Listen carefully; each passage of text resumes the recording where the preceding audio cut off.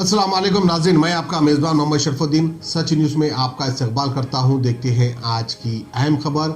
आज की हमारी ये खबर दो खातूनों को लेकर जिन्हें अमजदुल्ला खान और हमारे external affairs minister Sushma Swaraj दोनों ने मिलकर माँ और बेटी को सऊदी अरब से रेस्क्यू कराया, यानी वहाँ से इनको बुलाया।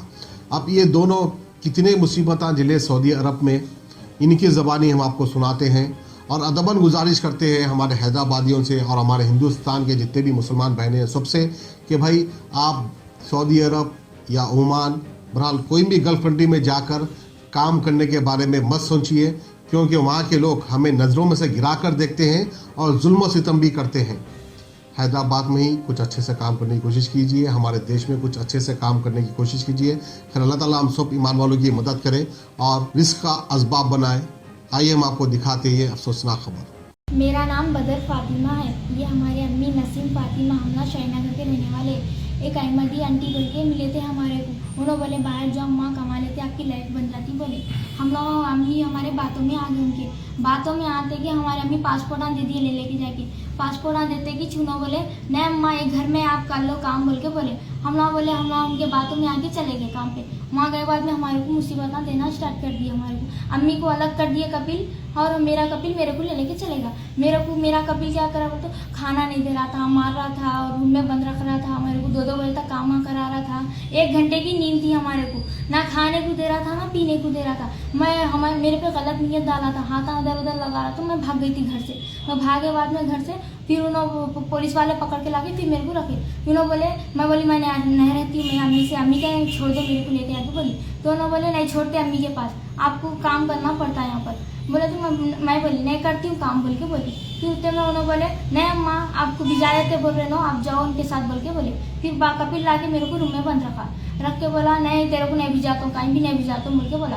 फिर मैं उतने में हमारे बाबा को फ़ोन करके बोली मैं अमजद खुल्ला साहब के पास आके बोले देखो मेरी बेटी परेशान है, बीवी परेशान है, आप कुछ हेल्प करो बोल। तो अमजद खुल्ला साहब यहाँ पे मेरे को बुला लिए इंडिया को बुलाया बाद में हमारे अम्मी मेरे को फ़ोन करके बोले देख बेटा मेरी तबीयत ख़राब है, हार्ट आया मेरे को भी बुला ले बोल के बोले।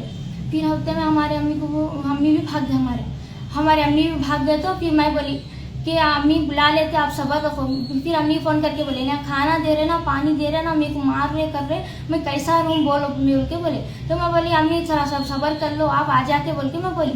फिर उतने में हमारे अम्मी सब्र नहीं करके घर से भागे बाद में फिर उनको वहाँ को पुलिस वाले पकड़ के लाके फिर रख के बोले नहीं आपको रहना पड़ता है यहाँ पर, काम करो आप बोल के बोले।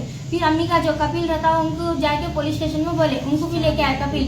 फिर कपिल लगे फिर 4 लाख रुपए दियो बोल के हम अहमदी बोली, हमको अहमद और अहमदी बोली हमारे को 4 लाख रुपए दियो। फिर आपकी अम्मी इंडिया को आने तो नहीं तो मार के आपको अम्मी को इंडिया को वहाँ पर रेती में फेंक देते बोले।